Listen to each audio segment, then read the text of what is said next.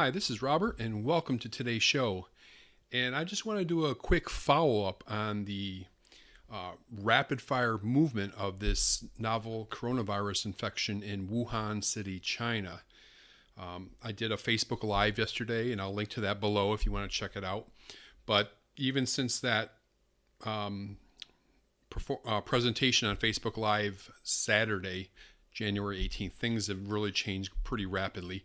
And I want to go over and talk about some of the things that have happened, kind of give you a recap of the stuff that's popped up on my radar as of today, Sunday, January 19th. And let's go ahead and start out with some of the information out of the Wuhan Municipal Commission of Health. And they reported on Friday, which I didn't see till late Saturday, 17 new cases and no fatalities. So that brought the case count up to 62 as of Friday. Wow, that didn't last long. That moved pretty rapidly. And we'll get to that in a moment.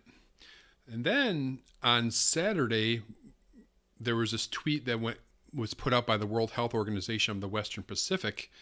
And they made a whole string of tweets, but this is one that kind of stuck out to me. And it says, according to the latest information received and WHO analysis, there is evidence of a limited human-to-human transmission of the novel coronavirus.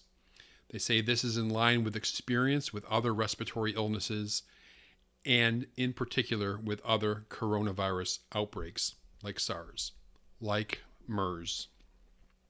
So, and they did a whole string of different statements on Twitter, and you can check that out on their Twitter page. And that came out on Saturday, January 18th. And then sometime on, I think it was today, Wuhan Municipal Commission of Health put this next press release out, and we see a large increase in cases. It says on January 18th, which is Saturday, 59 additional cases were added and one fatality. And then on Sunday, today, January 19th, another 77 cases were newly added. So that's 136 additional cases.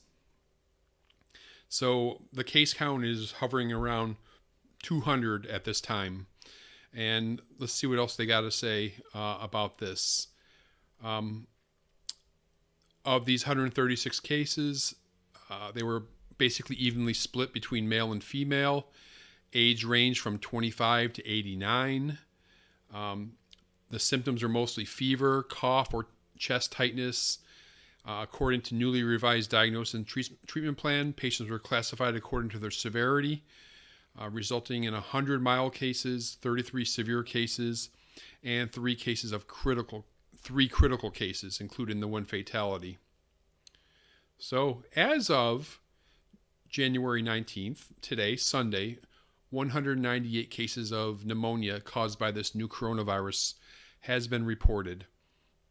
And this includes the three fatalities that we know of so far.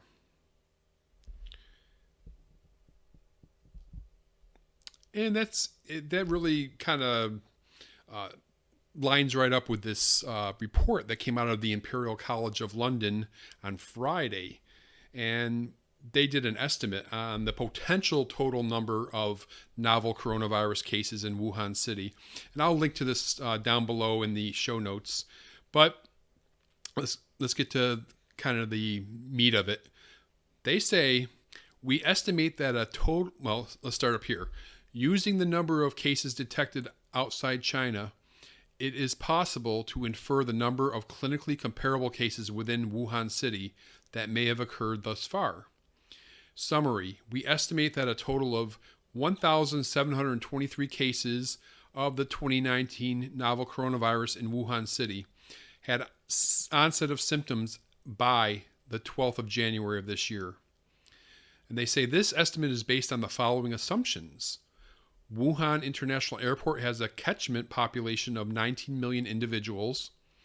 There is a mean 10-day delay between infection and detection, comprising a 5 to 6 day incubation period and a 4 to 5 day delay from symptom onset to detection hospitalization of a case.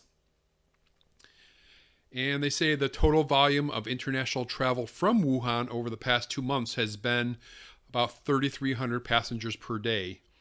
This estimate is derived from 3,418 foreign passengers per day in the top 20 country destinations based on 2018 IATA data, and uses 2016 IATA data held by Imperial College to correct for the travel surge at Chinese New Year present in the latter data. It hasn't happened so far this year.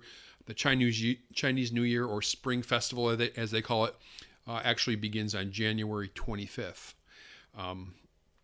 Anyway, so that's some interesting estimates coming from the Imperial College of London on how big this outbreak actually might be. And then if you listen to the Facebook Live I did on Saturday, I did mention that there were some suspicious cases in Shenzhen and in Shanghai. Well, this came out today from the Guangdong Provincial Health Committee, and we do have a confirmed case in Shenzhen. It says they have confirmed their first confirmed case of pneumonia in the province with imported new coronavirus infection. So this is the first confirmed coronavirus infection within China, but outside of Wuhan. And they say the patient is a 66-year-old male who currently lives in Shenzhen. He went to visit relatives in Wuhan on December 29th. He developed fever and fatigue on January 3rd, returned to Shenzhen on January 4th, and he was hospitalized and treated, and turned out to be positive for the new coronavirus via nucleic acid testing. The specimen was sent to the Chinese Center for Disease Control, and it was positive.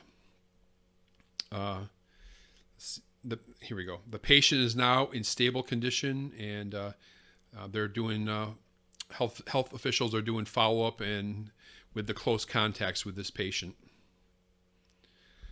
And then there was this report from the Chinese government, the Health Emergency Office, and they said they had a health meeting concerning the outbreak. And let's see if there's any key information that comes out of this. Here we go.